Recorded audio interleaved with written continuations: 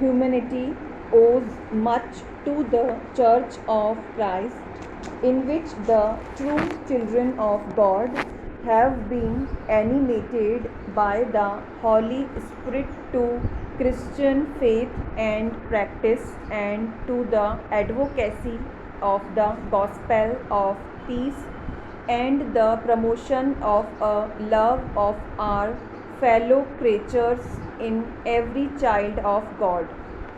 Though the relations of church and state in various lands have not been always what could be desired, yet in the providence of God, the fruits of the Spirit have been revealed, so that in the church the knowledge of Christ has increased, and in the world, in the providence of God, there has been an extension of the kingdom of Christ.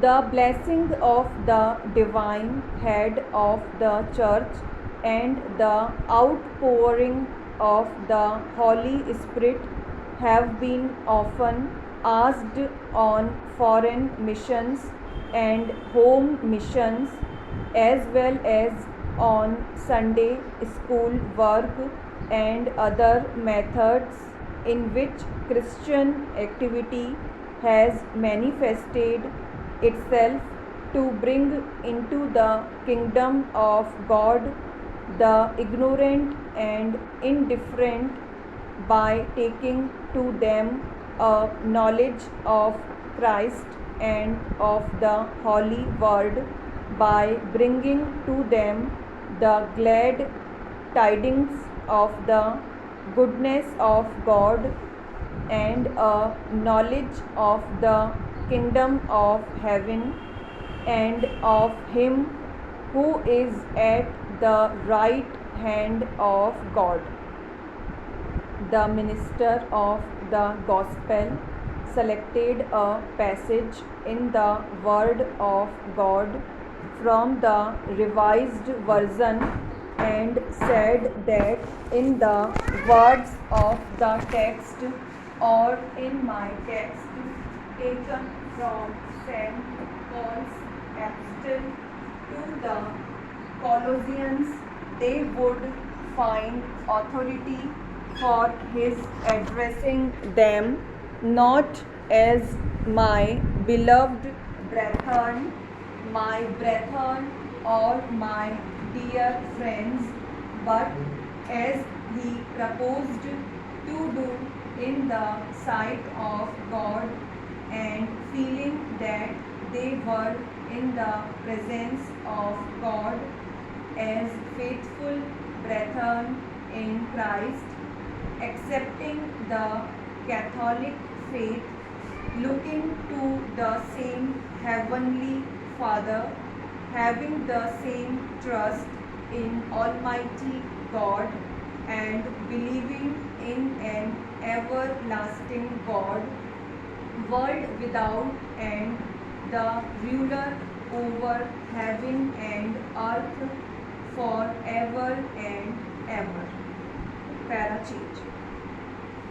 Is it compatible with fairness to call the trader a useless member of society, one that stands between producers and takes toll of the goods that are exchanging?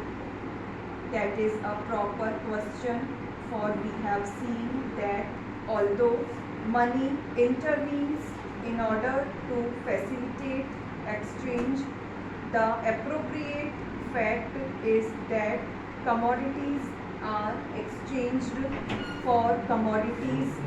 The pure wheat of Canada for the railway material of Warwickshire, the beef of the Argentine for the woolens made and prepared in Bradford, the farmer of the far stretching fields beyond Winnipeg works perhaps for the purpose of feeding the operatives in an engine shop at Birmingham.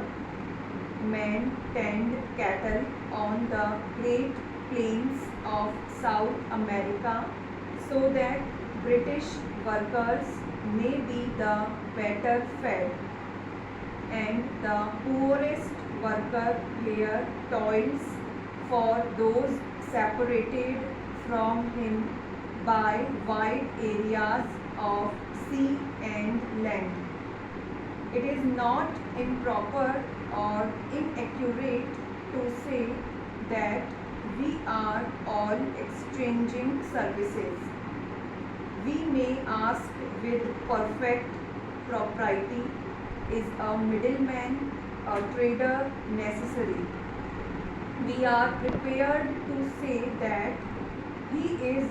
It needs little thought or comparison of argument to bring home to ourselves how indispensable the trader's work is.